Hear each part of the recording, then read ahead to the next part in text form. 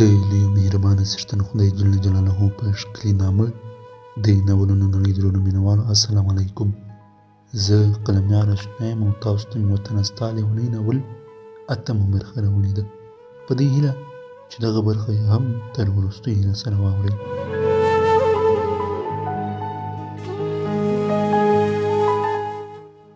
تېره برخه مو تر دې ځایه اورېدلې وه.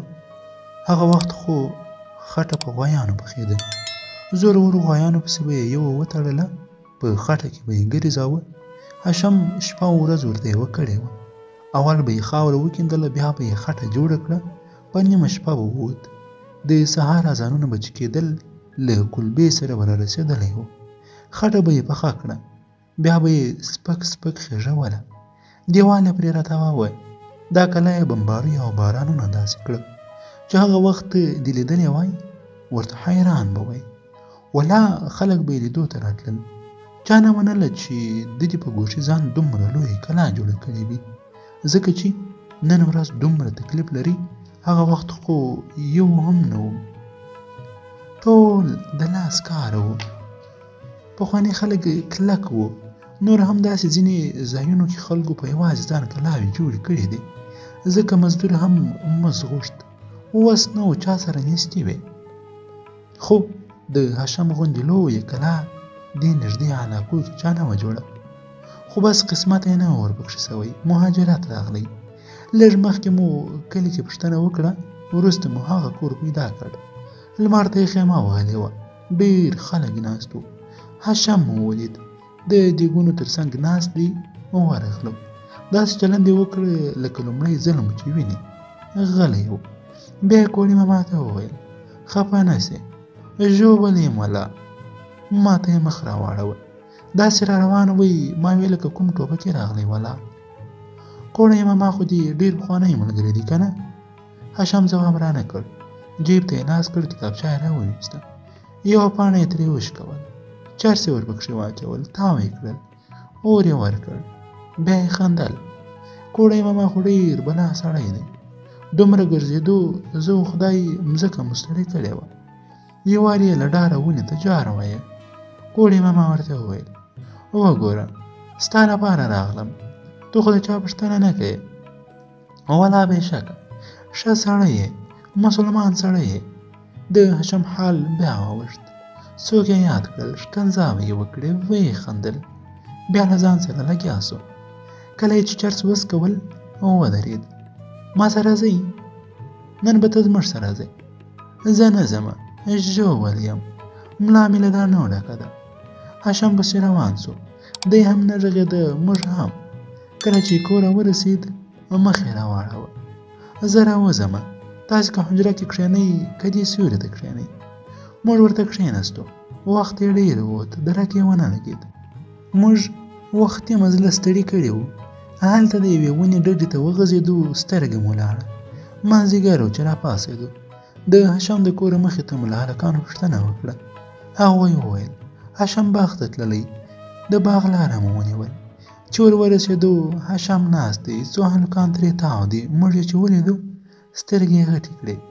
تاسې څه لیونیان له ځانه جوړ کړي، اوس چیرې ځئ؟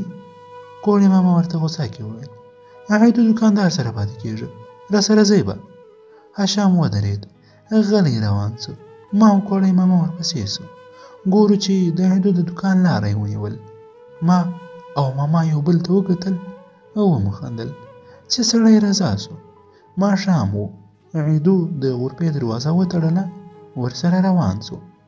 لار کې مې هشم ته وویل د وړکتوب ملګري خو ډېر خواږه وي. کوړی ماما در باندې ګران دی؟ را باندې ګران دی، ډېر بلا سړی دی. د عیدو لوی حجره وه، ښکلې هوا پکښې لګېده. مړۍ یې راوړه، وطني چرګ یې یخني کړی و. هشم له موږ ټولو ډېره وخوړه. وروستۍ مړۍ یې چې خولې ته نږدې کړه، عیدو ته یې مخ ور واړوه. ولا بېشکه دی. چای یې راوړ. هشم خوشحاله و، خندل یې. کوړی ماما له همدې خندا استفاده وکړه، ورته ویې ویل هشمه هغه زما د سپي خاطره دې یاده ده؟ خو ده. کوړی ماما ته مې وویل ته ووایه. وروره جانانه داسې چل و، وړکتوب و، شیطانان و، هرې شیطانۍ ته مو لاس اچوه. د سپیو ساتلو هم ډېر خوند راکاوه. کوترې مې ډېرې خوښېدې. د کلا سرونه مې ورته سوري سوري کړي وو. ځالې مې ورته جوړې وې. یوه شپه ویده وو، دروازې ته سپی کونجېده. چې ور ووتو پلار مې هم راسره و. ګورم چې تک سپین ببر سپی دی. زما خو مینه پرې راغله. پلار ته مې وویل ابا اوس شپه ده، را به یې ولم، لږه مړۍ به ورکړو، غریب وږی دی. وایي ځه رایه وله، خو سبا به یې وختي باسئ. دغه شپه خو تېره سوه. په سبا مې سترګې پیمړې کړې. پلار مې غوسه و چې لرې یې که. مور ته مې زارۍ وکړې. هغې مې پلار رضا که. سپی یې راته پرېښود. سپي یو څه وخت راسره تېر کړ. بله ورځ یې کلي کې د یوې زړې ښځې چرګه وخوړه. ښځه راغله، ښېراوې یې کولې، بده ورځ یې کوله. پلار مې غوسه سو. وایي خړ سترګې، زر سپی ورک که. وروره جانانه، زما خو په سپي زړه نه کېده چې به هر سپی سره راووتم. ما له اوس څه شي وکړم؟ بس کنډوالېل چې مې وتاړه، له کوره مې قینچي یوړه، ویښته مې پرې کم کړل، نکرزې مې ورته راوړې، سره سره ټک مې وکړل، نیمه یې پښې مې هم پرې سرې کړې. چې کور ته مې راوست، مور ته مې زارۍ شروع کړې چې وګوره بل سپی مې راوست، دا اصلي دی، پلار ته ووایه چې راته پرېږدي. پلار مې راغلی، شکمن شکمن یې ورته کتل، څه یې ونه ویل. لاړ کوټې ته ننوت. وروره جانانه شپه سوم، ویده سوم، د شپې باران سوی و، شړکنده باران. سپی یې لوند کړی و، خو لنډه دا چې نکرې یې ترې وړې. ګهیځ مې چې سترګې لوڅې سولې، پلار مې له کوتک سره سره ته ولاړ و. نور مې دوه خپلې کړې، دوه پردۍ. شپه مې هم بل ځای وه. موږ ټولو د کوړې ماما خاطرې ته سخت وخندل. ما ورته وویل اوس چې د هاشم د مینې کیسه وکړې، خوند به وکړي. وروره جانانه، هاشم خو ډېر عجب مین و. موږ به چې مینان سو، د شوخۍ وخت و، زړه به مو پړسېدلی و چې اوس مو ژر چاته ویلي وای چې مین یم. خو هاشم خپل حال نه ویل. دا لږ لږ په ډېره سختۍ خبر سو. هاشم خو په مینه او دې کیسو ډېر کار نه لرل. سبقونه یې ویل، کارونه او مزدورۍ وې، خو بس دا مینه د خپل واک او اختیار شی نه ده. هاشم بدبخته داسې ځای مین سوی و چې رسېده نه ورته کېدل. خو یا د کلي او ولس خبره، یا زدونه تر برولي، دا ټولې کیسې وې. یا بل داسې خنډ چې هغه نه په زور کېده نه په سلا. خو هاشم ونه ښه پوهېده چې هغې ته نه رسېږم.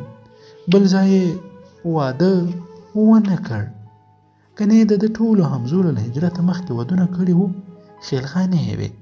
د دوی کور سره هر چا دوستۍ ته زړه ښه کاوه.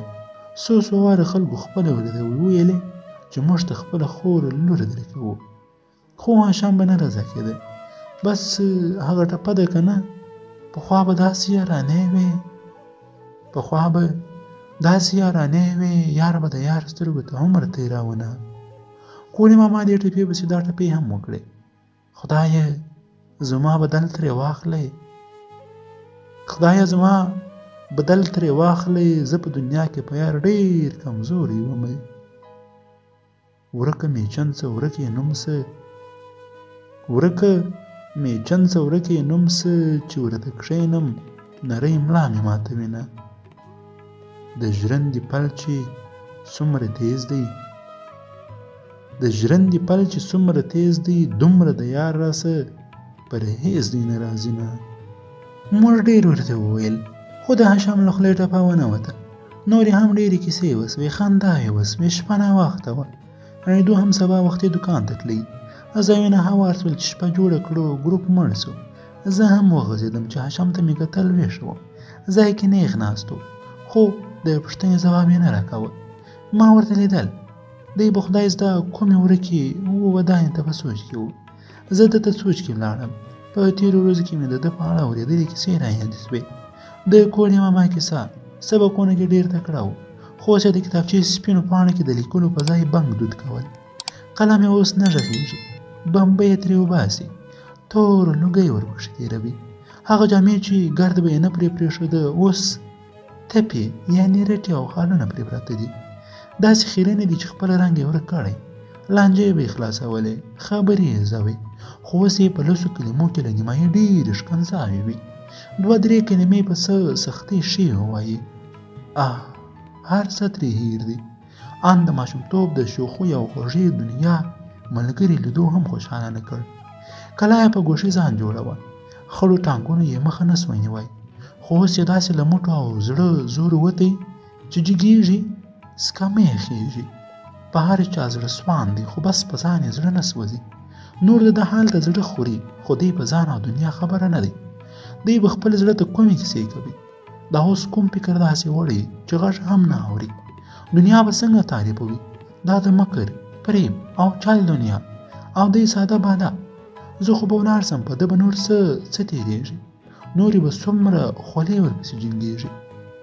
د څومره خلکو د خندا به وي، څه سکانې به پرې کېږي، کوم ریشخند به پرې وهل کېږي. فکرونه ډېر وو، سترګې مې تللې وه. راویښ شوم، ګورم سهار دی. کوړی ماما له ما وختي ویښ و. هاشم ته مې ور ولیدل، په کول یې هماغسې په سر و، کورتۍ یې هم نه وه ایستې، ویده و. زما او کوړی ماما په خبرو راویښ سو. عیدو چای راوړ، خو هاشم وویل چې زه دا وخت چای نه څکم، یو ورکور ته ځم. ولاړ، چای مو وڅکه، راووتو. عیدو څو دانې مڼۍ هم بایک کې راته واچولې. کوړی ماما له عیدو سره دوکان ته ولاړ. زه ولاړم چې هاشم ووینم. ورسېدلی نه وم، په مخه راغلی، غوسه و. ورته ومې وویل زه دې ورور وینم، ته دوکان ته ورځه. ورور یې د کور مخ ته په ټویو کې لګیا و، بیل یې واهه. ورسره کښېناستم، مخه ښه مې ورسره وکړه. دوکان ته راوختم، هاشم خندل. یو ځای ما یې راته پیدا کړه، هلته دلته مې نور خلک وچ ده. راځه اوس راسره ولاړ شه. نه، هسې ګپ مې وویشت، هسې مرو، پرېږده چې په کراره کلي کې سر کېږدو. هاشم راته وویل ته خو داسې ګډوډ ورسې راغلی وې، دا شیان بیا څنګه نه ویشته کوې؟ دې موبایل کې مې غږونه ثبت کړي، کور ته چې ولاړم لیکم یې. عجیب سړی یې واله، بس زړه باچا ده، هر شی چې زړګي کې درته وویل لیکه. ما ورته وویل یوه نښه دې اخلم. هاشم ته مې کتابچه ورکړه، نوم یې راته پرې ولیکه. څو تورې یې کم ویل یې لکه چې غلط مې ولیکه، خو ما ورته وویل پروا نه کوي، دا به له ځان سره یاداشت وساتم. کوړی ماما خوشحال و، ویل یې کله کله مې پوښتنه کوه، زه ډېر څوک نه لرم، انډیوالان خو مې لکه هاشم څوک لیوني دي، چا ځانونه په لیونو اچولي دي. پابه یې مې سلامونه وایه، پوښتنه به دې ضرور کوم چې کتاب چاپ سو درته راوړم. وروره جانان، چې دا خبره پاتې نه سي. هاشم به ځان سره وینا هم ګرځوله چې مخ ته یې ونیوه، اخ به یې کړل او ویل به یې مرګی دې نه وایي هاشمه، نور نو باید زه تللی وای. هر یوه ته مې غاړه ورکړه، بکس مې وږې ته کړ، روان سوم. زړه نه تلي، پښې روانې وې، سترګې مې ډکې ډکې کېدې. موټر راغلی، ور وختم. د مخې سیټ کې ناست کس په تعجب راته وویل هلته ولاړ، هغه لیونی که نه څه نومېده؟ ځواب مې ورنه کړ، سر مې ورته وښوراوه. څه لاره مې چې ووهله، شاته مې ور وکتل، دوی له هماغسې روان وو. موړ راغلی، وروستی وار مې ولیدل، په سترګو مې زور راوړ، هاشم و، لاس یې راته جګ کړی و. ډېرو قدرمنو او زړه ته راتېرو اورېدونکو، وطن ستا لیونی ناول اتمه او وروستۍ برخه هم دلته پای ته ورسېدل.